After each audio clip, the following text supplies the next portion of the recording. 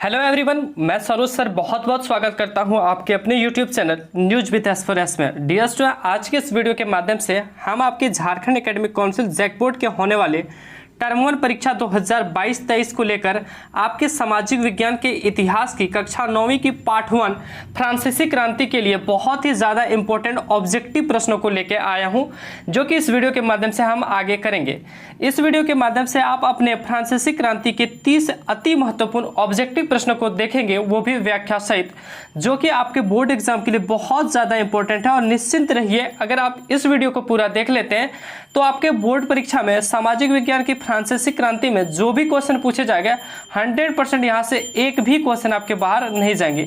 इसलिए वीडियो को पूरे एंड तक जरूर देखिएगा। साथ ही प्यारे साथियों, वीडियो अच्छी लगेगी तो वीडियो को लाइक करते हुए दोस्तों में जरूर से जरूर शेयर कीजिएगा और आप अपना अच्छा रिस्पॉन्स दीजिएगा, तभी जाके हम आगे की वीडियोस ला पाएंगे। अगर आपकी तरफ से अच्छा रिस्पॉन्स आता है, आप देखते हैं, दोस्तों में शेयर करते हैं, तभी जाके हमें मोटिवेट होगी और हम जाके अगला वीडियो ला पाएंगे। तो प्यारे साथियों, वीडियो को एंड तक देखते हुए चैनल पे नए चैनल को सब्सक्राइब नहीं किया तो सब्सक्राइब कर नोटिफिकेशन बेल को जरूर प्रेस कर लें, क्योंकि यहाँ पे आपको ऐसे ही और भी वीडियोस हमेशा देखने को मिलते ही रहेंगे। तो चलिए शुरू करते हैं एक बार फिर से फ्रांसीसी क्रांति को, जिसका 30 अति महत्वपूर्ण ऑब्जेक्टिव प्रश्नों को देखेंगे और ये वीडियो आपके बोर्ड एग्जाम के लिए बहुत ज्यादा इंपॉर्टेंट होने वाला। तो सबसे पहला क्वेश्चन है कि फ्रांस की क्रांति कब हुई। तो इसका सही जो जवाब हो जाएगा वो हो जाएगा 1789। फ्रांस की क्रांति 1789 ईस्वी में हुई थी। प्यारे साथियों, फ्रांस की क्रांति से रिलेटेड कुछ पॉइंट जान लेते हैं। 1789 में फ्रांस में आजादी के लिए क्रांति हुई थी। इस समय फ्रांस पर लुई 16वां का शासन था।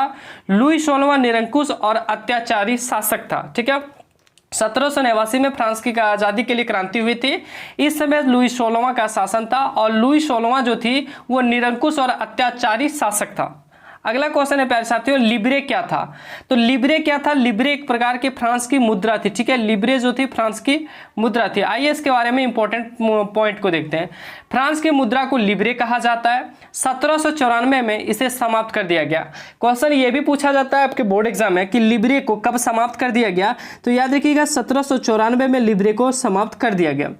अगला क्वेश्चन है, फ्रांसीसी क्रांति के समय किसका शासन था। फ्रांसीसी क्रांति जब हुई थी उस समय फ्रांस पर किसका शासन था। तो इनका जो सही जवाब हो जाएगा प्यारे साथियों वो हो जाएगा लुई 16वां। लुई 16वां का जब 1789 ईस्वी में फ्रांस की क्रांति हुई तो उस समय लुई 16वां का शासन था। अगला क्वेश्चन है प्यारे साथियों, लेकिन इससे रिलेटेड कुछ चीज़ों को बता देते हैं कि फ्रांसीसी क्रांति 1789 ईस्वी में हुई। लुई 16वां 1774 में राजगद्दी पर बैठा था। लुई 16वां निरंकुश शासक था। ठीक है, अगला है प्यारे साथियों, अस्टेट से आपका क्या अभिप्राय है या अस्टेट से क्या अभिप्राय था।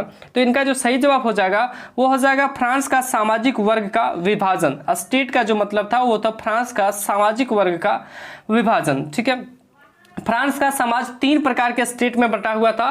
क्वेश्चन पूछा जाएगा कि फ्रांस का समाज कितने स्टेट में बटा हुआ था, तो 3 स्टेट। प्रथम स्टेट में पादरी लोग आते थे, दूसरे स्टेट में कुलीन वर्ग के लोग आते थे, तीसरे स्टेट में बड़े व्यवसायी, वकील, किसान, कारीगर, छोटे किसान, भूमिहीन, मजदूर, नौकर, व्यापारी, अदालती कर्मचारी इत्यादि आते थे। तो ये क्वेश्चन आपके पूछा जाएगा वहां पे कि द्वितीय स्टेट में कौन से लोग शामिल थे, तृतीय स्टेट में कौन से लोग शामिल थे, प्रथम स्टेट में कौन से लोग शामिल थे। तो ऐसा क्वेश्चन वहां पे पूछा जाएगा, तो ये याद रखिएगा। देखिए, पूछा गया कि द्वितीय स्टेट में कौन से लोग शामिल थे। तो अभी आपने पढ़ा कि द्वितीय स्टेट जो थी, दूसरे स्टेट में कुलीन वर्ग के लोग शामिल थे। याद रहेगा। चलिए अगला क्वेश्चन है प्यारे साथियों कि तृतीय स्टेट में इनमें से कौन शामिल नहीं था। पूछ रहा है तृतीय स्टेट में इनमें से कौन शामिल नहीं था। देखिए, अदालती कर्मचारी तृतीय स्टेट में था, बड़े व्यवसायी भी तृतीय स्टेट में था, किसान भी तृतीय स्टेट में था, कुलीन वर्ग जो ये दूसरे स्टेट में था। इसलिए इनका सही जवाब ये हो जाएगा। ठीक है, अगला है प्यारे साथियों, पादरी किस स्टेट के अंतर्गत शामिल था। ठीक है, पादरी किस स्टेट के अंतर्गत शामिल था। तो याद रखिएगा, पादरी जो है प्रथम स्टेट से शामिल था। ठीक है, पादरी से प याद रखिएगा और प से प्रथम याद रखिएगा। ठीक है, कुलीन से क याद रखिएगा और क से ही दो एक याद रखिएगा, क्योंकि प्यारे साथी कुलीन ही एक था और एक पादरी जो अलग अलग था। ठीक है, बाकी सब एक ही साथ में तीसरा में बहुत ज्यादा आदमी आते थे। अगला है प्यारे साथियों, देखिए यहाँ पर लिखा गया है कि चर्च का कामकाज देखने वालों को पादरी कहा जाता है। ठीक है, चर्च का जो कामकाज देखते थे उन्हें पादरी कहा जाता था। इस प्रकार पादरी प्रथम स्टेट के अंतर्गत शामिल था। अगला है प्यारे साथियों कि फ्रांसीसी समाज में कितने प्रतिशत जनसंख्या किसानों की थी। क्वेश्चन पूछा जा रहा है जी कि फ्रांसीसी समाज में कितने प्रतिशत जनसंख्या किसानों की थी। तो याद रखिएगा 90% जो है फ्रांसीसी समाज में किसान ही थे। कितने प्रतिशत? 90%। इससे रिलेटेड जो भी इंपॉर्टेंट पॉइंट है वो चाहे तो आप हमारे PDF से भी पढ़ सकते हैं। PDF के लिए आपको हमारे टेलीग्राम या फिर व्हाट्सएप ग्रुप में जुड़ना होगा, जिनका लिंक आपको इस वीडियो के डिस्क्रिप्शन में दिया गया है। अगर आपको व्हाट्सएप ग्रुप फुल मिले तो व्हाट्सएप ग्रुप में जुड़ने के लिए आप हमें 87971400 पर 45 पे मैसेज करते हुए अपने क्लास का नाम जरूर मेंशन कर दें। साथ ही प्यारे साथियों, अगर आप PDF एक्चुअली तुरंत पाना चाहते हैं तो आप टेलीग्राम पे ही जुड़ें, टेलीग्राम में आपको PDF तुरंत मिल जाएगी। अगला है प्यारे साथियों, इनमें से किस राज्य को दिया जाने वाला कर देने से छूट था। पूछा गया है कि इनमें से किन राज्य को या किसे राज्य को दिए जाने वाला कर देने से छूट था। तो याद रखिएगा पादरी को। पादरी जो थे उन्हें राज्य में जो भी कर लगता था उन्हें देना नहीं पड़ता था, उनके लिए उन्हें छूट था। ठीक है, पादरी समाज के लोग को। अगला है प्यारे साथियों, इनमें से कौन प्रत्यक्ष कर था। प्रत्यक्ष कर मतलब समझ लेना टैक्स। ठीक है, इनमें से कौन प्रत्यक्ष कर था। तो याद रखिएगा टाइल जो थे वो प्रत्यक्ष कर थे। कौन? Tile, TAILLE। याद रखिएगा टाइल जो थे वो प्रत्यक्ष कर थे। अगला 11वां नंबर सवाल प्यारे साथियों कि इनमें से कौन चर्च द्वारा लिया जाने वाला धार्मिक कर था। तो चर्च द्वारा लिया जाने वाला धार्मिक कर कौन था? टाइड। ठीक है, टाइड। यहाँ पे भी आपने देखा, यहाँ पे जो था वो टाइल था। प्रत्यक्ष कर जो था उसे टाइल कहते हैं, और जो धार्मिक कर था, मान लिया जाए जो धार्मिक कर था या फिर चर्च द्वारा जो धार्मिक कर लिया जाता था उसे टाइड कहते हैं। ठीक है, अगला क्वेश्चन है प्यारे साथियों कि 1789 में जब फ्रांस में क्रांति हुई थी उस समय फ्रांस की जनसंख्या कितनी थी। तो इनका सही जवाब हो जाएगा 2.8 करोड़। जब 1789 में फ्रांस की क्रांति हुई उस समय फ्रांस की जनसंख्या 2.8 करोड़ थी। ठीक है, अगला है क्वेश्चन 15वां नंबर, टू ट्रीटाइजेज, क्या लिखा गया है? टू ट्रीटाइजेज ऑफ गवर्नमेंट के रचनाकार कौन है। तो इनका सही जवाब हो जाएगा लॉक। टू ट्रीटाइजेज गवर्नमेंट के रचनाकार कौन है? तो लॉक। अगला है the spirit of the laws के लेखक कौन है। ये क्वेश्चन बहुत बार पूछा गया है। The spirit of the laws के नामक लेखक कौन थे। तो इसका सही जवाब हो जाएगा मॉन्टेस्क्यू। अगला क्वेश्चन है 15वां नंबर, स्टेट जनरल के आह्वान पर तृतीय स्टेट नेशनल असेंबली का गठन कब किया गया। तो इनका सही जवाब हो जाएगा 1789 में। कहा गया क्वेश्चन कि स्टेट जनरल के आह्वान पर तृतीय स्टेट असेंबली का गठन कब किया गया। तो 1789 में। और इस गठन में किसको किसको रखा गया? अदालती कर्मचारी को रखा गया, व्यवसायियों को रखा गया, किसानों को रखा गया, मजदूरों को रखा गया, ये सब था।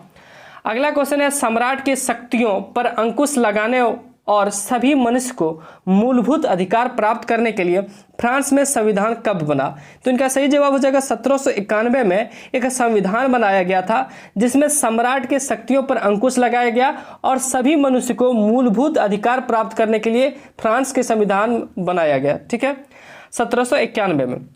अगला क्वेश्चन है फ्रांस गणराज्य कब बना। तो फ्रांस जो है गणराज्य कब बना वो था 1792 में। फ्रांस गणराज्य कब बना? 1792 ईस्वी में फ्रांस को गणराज्य घोषित किया गया या फिर गणराज्य बना। अगला क्वेश्चन है 18वां नंबर, नेपोलियन फ्रांस का सम्राट कब बना। ये भी क्वेश्चन बहुत ज्यादा इंपॉर्टेंट है। नेपोलियन जो है वो फ्रांस का सम्राट कब बना। तो इनका जो सही जवाब हो जाएगा प्यारे साथियों वो क्या हो जाएगा, यहाँ पे आप देख सकते हैं 1804 में। 1804 ईस्वी में नेपोलियन जो है वो फ्रांस का जाके सम्राट बना था। अगला क्वेश्चन है 18वां के बाद 19वां नंबर, वाटरलू की लड़ाई कब हुई थी। तो वाटरलू की लड़ाई 1815 ईस्वी में लड़ी गई थी। कब हुई थी? वाटरलू की लड़ाई जो थी वो 1815 ईस्वी में लड़ी गई थी। अगला क्वेश्चन है 20वां नंबर, द सोशल कॉन्ट्रैक्ट नामक पुस्तक किसने लिखी। और ये भी क्वेश्चन बहुत बार पूछा गया है। द सोशल कॉन्ट्रैक्ट नामक पुस्तक किसने लिखी। तो इनका सही जवाब हो जाएगा रूसो। रूसो जी ने द सोशल कॉन्ट्रैक्ट नामक पुस्तक की रचना की थी। अगला क्वेश्चन है 21वां नंबर, तीसरा स्टेट क्या है। नाम से प्रचार पुस्तिका या फिर पैम्पलेट किसने लिखी। नाम से प्रचार पुस्तिका या फिर पैम्पलेट किसने लिखे। तो इसका नाम सही होगा ओबेसिए। ठीक है, ओबेसिए। ओबेसिए इसका सही जवाब हो जाएगा ऑप्शन नंबर बी।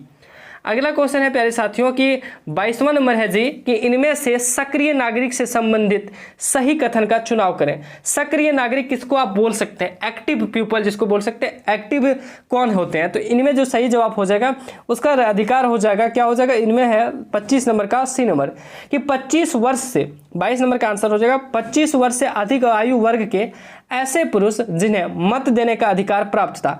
फ्रांस में क्या था जी, जो भी 25 वर्ष से अधिक है वो मत दे सकते थे, यानी कि वोट दे सकते थे।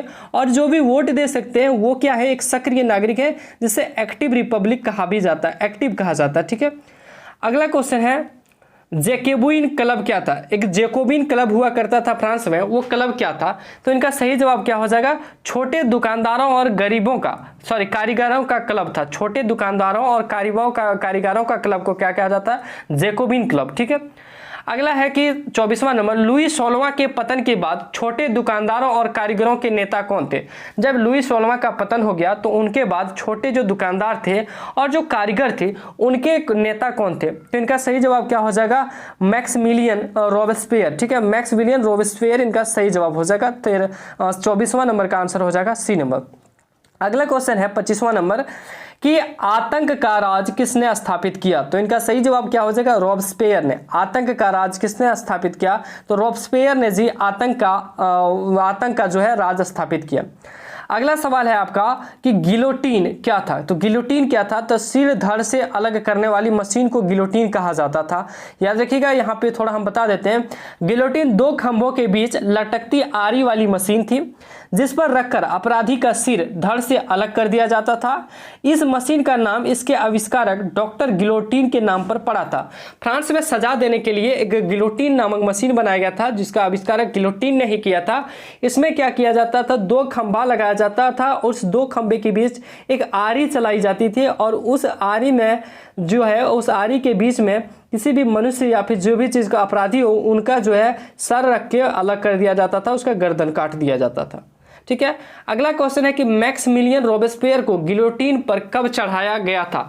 मैक्सिमिलियन जो रॉबेस्पियर थे उन्हें जो है सर से धड़ अलग किया गया था, उसे गिलोटीन मशीन पर चढ़ाया गया था। तो वो जो चढ़ाया गया था, कब चढ़ाया गया था, 1794 में चढ़ाया गया था, याद रखिएगा। अगला क्वेश्चन है प्यारे साथियों कि फ्रांस में महिलाओं को मत देने का अधिकार कब हासिल हुआ। तो फ्रांस में महिलाओं को जो है मत देने का अधिकार कब प्राप्त हुआ। आपको पता है कि भारत में भी मत देने का अधिकार महिलाओं को दिया गया है। जो भी महिला या पुरुष 18 साल से अधिक हैं या फिर 18 साल के हैं वो मत दे सकते हैं, वोट दे सकते हैं।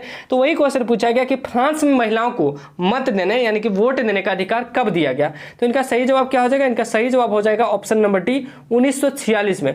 1946 में फ्रांस में जो है महिलाओं को भी वोट देने का अधिकार दिया गया। अगला क्वेश्चन है जी, कन्वेंशन ने फ्रांसीसी उपनिवेशों में सभी दासों की मुक्ति का कानून कब पारित किया। तो 1794 में कन्वेंशन ने फ्रांसीसी उपनिवेशों में सभी दासों की मुक्ति का कानून पारित किया, 1794 में। अगला क्वेश्चन है प्यारे साथियों 30वां नंबर, किसने 1793 में कहा पुरुष बनने की इच्छा रखने वाली महिलाएं निर्लज है। किसने 1793 में कहा कि पुरुष बनने की इच्छा रखने वाली महिलाएं निर्लज है। तो इनका नाम है सोमेत जी ने कहा था कि जो भी पुरुष बनने की इच्छा रखते हैं वे महिलाएं निर्लज कहलाते हैं। ठीक है, तो यही थे आज के क्वेश्चन। आप इसका व्याख्या आपके पीडीएफ पे मिल जाएंगे। प्यारे साथियों, पीडीएफ या फिर नोट्स के लिए आप हमारे व्हाट्सएप नंबर पर मैसेज कर सकते हैं।